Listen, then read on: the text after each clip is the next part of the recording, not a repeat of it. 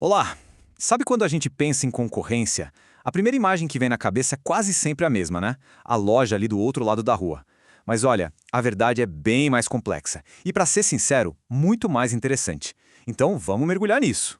Essa é a grande pergunta que guia nossa análise de hoje. E a resposta, acredite, pode mudar completamente o jeito que uma empresa enxerga a própria estratégia e até a sua sobrevivência no mercado. É o que a lógica inicial diz pra gente, certo? Um gigante do varejo contra outro. Essa é a batalha que a gente vê no noticiário, nos folhetos de oferta. É aquela concorrência direta, sabe? Cara a cara. A mais fácil de todas de enxergar.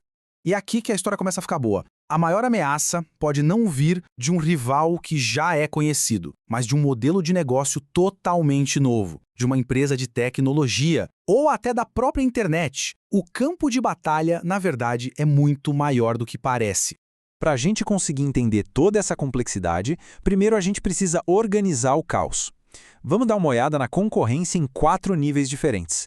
É como se a gente estivesse descascando uma cebola, camada por camada, para chegar no centro da questão. Bom, essa aqui é a camada mais de fora, a que todo mundo conhece. É a disputa clássica entre empresas que fazem basicamente a mesma coisa para o mesmo tipo de cliente. Pensa em Ambev contra Itaipava, Macro contra Atacadão, é essa rivalidade direta super explícita.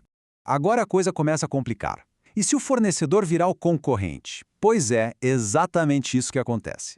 Imagina um fabricante que antes só vendia para as lojas e, de repente, ele decide abrir o próprio e-commerce. Pronto. Parceiros de negócios viram rivais, disputando o mesmo cliente final. Essa é a concorrência que a gente chama de intertipos, a camada da bagunça dos formatos. Pensa no mesmo perfume sendo vendido numa loja de departamento chique, numa farmácia e num hipermercado. São tipos de loja completamente diferentes, com preços e experiências distintas, mas todas elas estão de olho na mesma compra. Para o cliente, isso é ótimo, mais opção, mas para as empresas, a competição fica bem mais acirrada. E aí a gente chega no nível macro. Aqui não são só empresas individuais competindo, são ecossistemas inteiros. Imagina uma grande rede de franquias, com toda a sua logística integrada, marketing unificado, competindo contra uma associação de lojinhas de bairro independentes. É uma verdadeira batalha de modelos de negócio.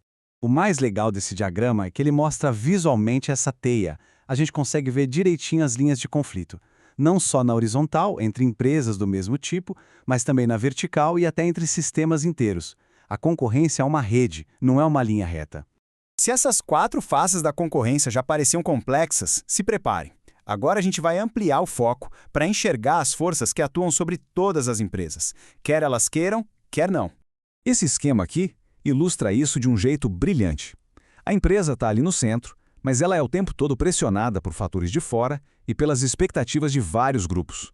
Ignorar esse ambiente é como tentar navegar numa tempestade olhando só para a bússola, sem se importar com o vento e com as ondas.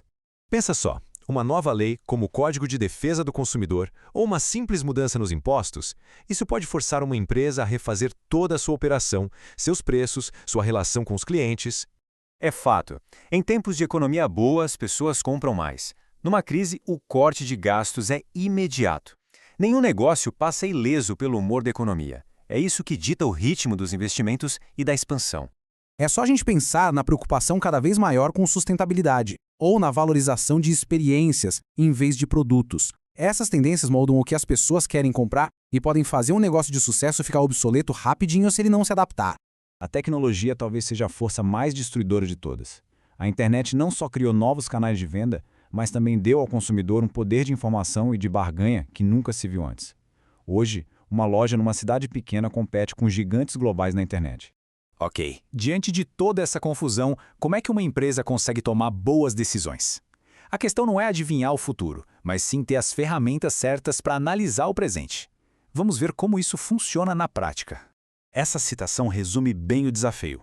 O pulo do gato é equilibrar 2 pratos, deixar o cliente satisfeito e, ao mesmo tempo, garantir a lucratividade do negócio. E para conseguir fazer isso num ambiente tão turbulento, é preciso ter um mapa. A análise PEST é exatamente esse mapa. É um jeito sistemático de olhar para fora e entender cada uma daquelas forças externas que a gente viu. Em vez de se sentir perdido, a empresa organiza a informação e consegue identificar o que realmente importa. E aqui, Aqui está a sacada genial. A análise do ambiente externo com a Pestel não é só um exercício teórico para ficar no papel. Ela alimenta diretamente a segunda metade da famosa análise SWOT, que são as oportunidades e as ameaças. É, basicamente, transformar o caos lá de fora em inteligência estratégica aqui dentro. Vamos deixar isso bem concreto. Olha só como a estratégia nasce nesse cruzamento. A empresa pega uma força interna, por exemplo, um pós-venda proativo, e junta com uma oportunidade de mercado, clientes buscando soluções completas. O resultado? Um novo serviço. Por outro lado, ela identifica uma ameaça, a mudança para eventos híbridos, e sabe que tem uma fraqueza, falta de estrutura. A estratégia aqui é clara, ou investe para resolver isso, ou simplesmente evita esse mercado. Certo.